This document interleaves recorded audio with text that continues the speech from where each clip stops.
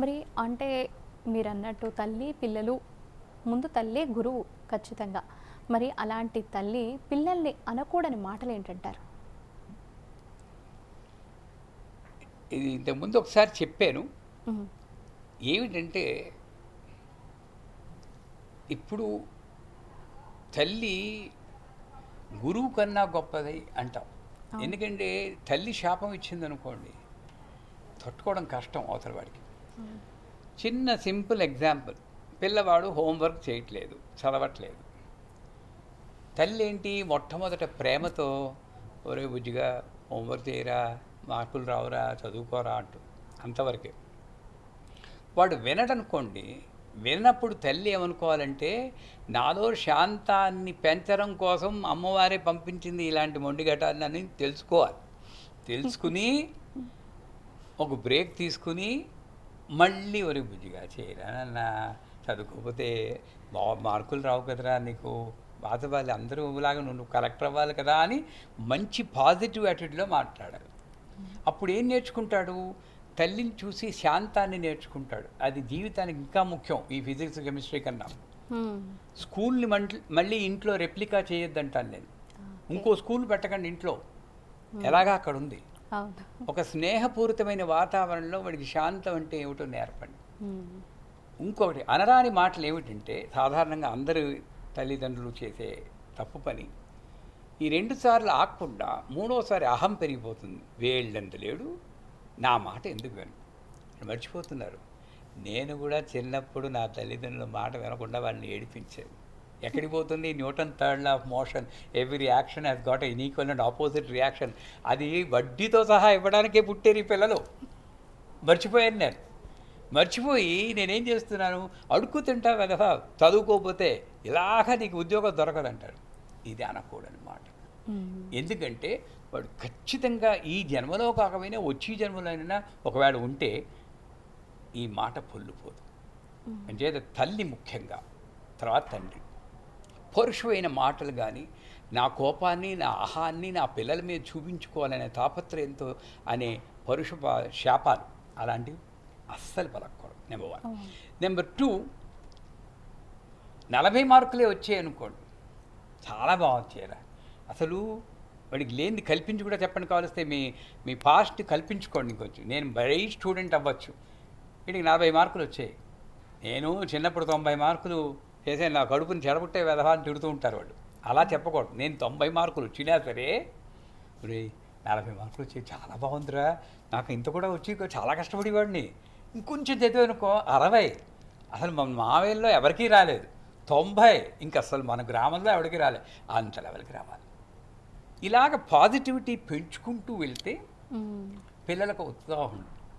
కింద పడేస్తావు, నీకు ఏది రాదు, నువ్వు చదవలేవు, నీకు అసలు జ్ఞాపశక్తి లేదు అని చెప్పడం కానీ, 10 మంది వచ్చినప్పుడు నా పిల్లవాడిని ఏమండి ఎలా ఉన్నారండి పిల్లవాడు అంటే, తెలివితేటలు లేవండి బాబు, జ్ఞాపశక్తి లేదు, అసలు చదువుకోడండి అని చెప్తుంటారు పిల్లలు.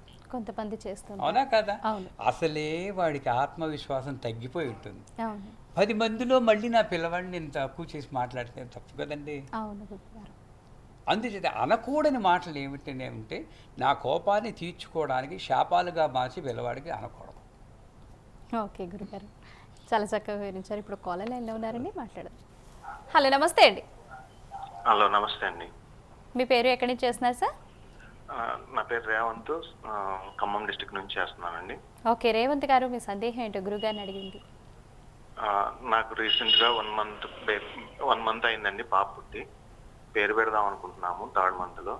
ఓకే, ఎన్ని అక్షరాల పేరు పెట్టాలని కనుక్కుందామని చెప్పా.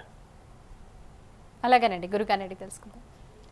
ఇప్పుడు నమస్తే గురుగారు. నమస్కారం అండి. మా అమ్మాయి రీసెంట్గా పాప పుట్టిందండి. మూలా నక్షత్రం 1వ పాదం. కనుక్కుంటే యా మీద పేరు పెట్టాలని చెప్పేసి అనుకుంటున్నాము. ఎన్ని అక్షరాల పేరు పెడితే బాగుంటుంది? ఇక మీరు పూర్తిగా చూసేరా లేదా ఇప్పుడు ఆ కార్యక్రమం మొదటి నుండి నాకు అనుమానం వస్తుంది. ఎందుకంటే కాస్త ఒక 5 నిమిషాల ముందు చెప్పాను, నక్షత్రాలు పట్టే పేరు పెట్టాలని నియమం లేదు. స్త్రీ పుత్రిక అయితే ఒక విషమాక్షరము, పుత్రుడైతే సమాక్షరము అని ఒక రూల్ ఉంది. ఆ రూల్ని అనుసరించి నేను ఇందాక చెప్పిన స ర స వ మ ఈ 5 అక్షరాల్లో మీకు నచ్చినటువంటి కాంబినేషన్లో ఒక దైవపరమైనటువంటి పేరు పెట్టుకోండి. ఇప్పుడు యకారంతో పెట్టుకుంటే యమధర్మరాజు అని పెట్టుకోలేం కదండి పేర్లు. యకారంతో యామిని అని పెట్టుకోవచ్చు. కాకపోతే అక్కడ నేను యకారాన్నే చూస్తున్నాను కానీ ఈ యామిని అన్న పేరులో ఉన్నటువంటి శక్తిని నేను ఇంకా పెంచుకోవడానికి ఏం చేయాలి అనేది చూడటం లేదు.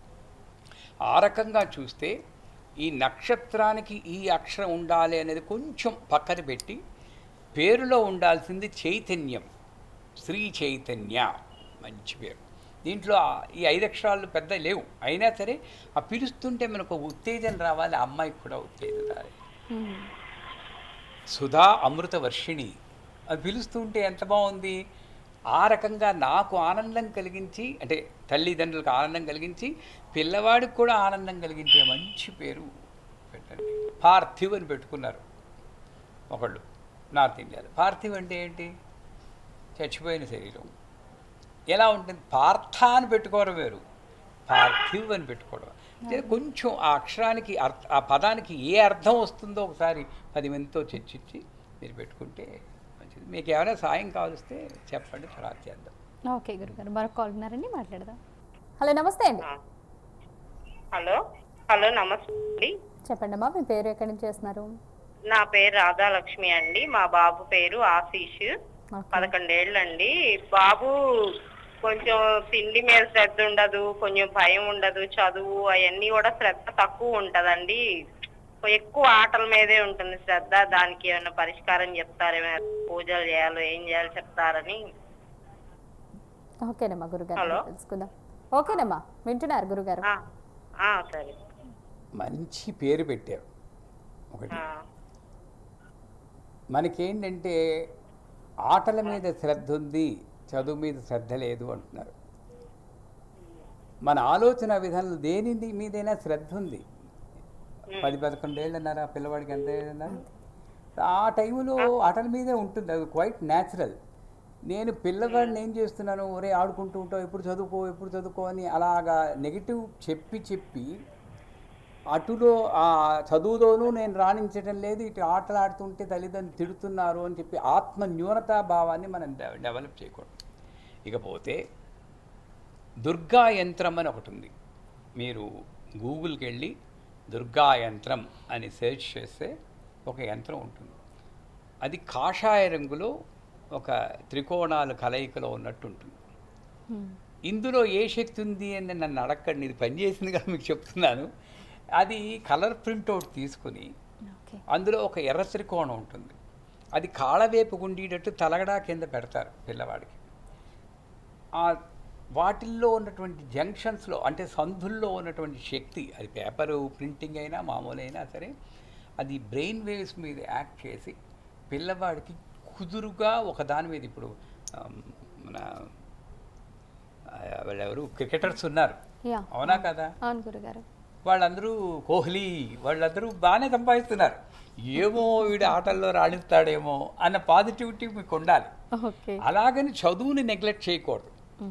రే ఆటల్లో కూడా రాణించు, బాగానే ఉంది నీకు, కానీ ఇది కూడా చదువుకున్నావు అనుకో, రేపు పొద్దున్న క్రికెట్ టీంలో చోటు రాకపోతే ఇది ఉంటుంది, నీకు ఒక ఆధారం ఉంటుంది, నువ్వు చదువుకోవాల్సిమా అని చెప్పి ఈ యంత్రాన్ని తలగడ కింద పెట్టి ఇందాక చెప్పినటువంటి ఐం వదవద వాగ్వాదిని స్వాహ మంత్రాన్ని చెబుతూ మనం కూడా వాళ్ళతో పాటు చదువుకోవడానికి ఇంట్రెస్ట్ చూపిస్తూ, కంపేర్ చేయకూడదు. 2 పిల్లలు ఉంటే ఒకడు బాగా చదువుకుని ఒకడు ఆటలాడుకుంటుంటే అన్నయ్యని చూడు ఎంత చక్కగా చదువుకుంటున్నాడో, నువ్వు ఉన్నావని తిడుతూ ఉంటారు.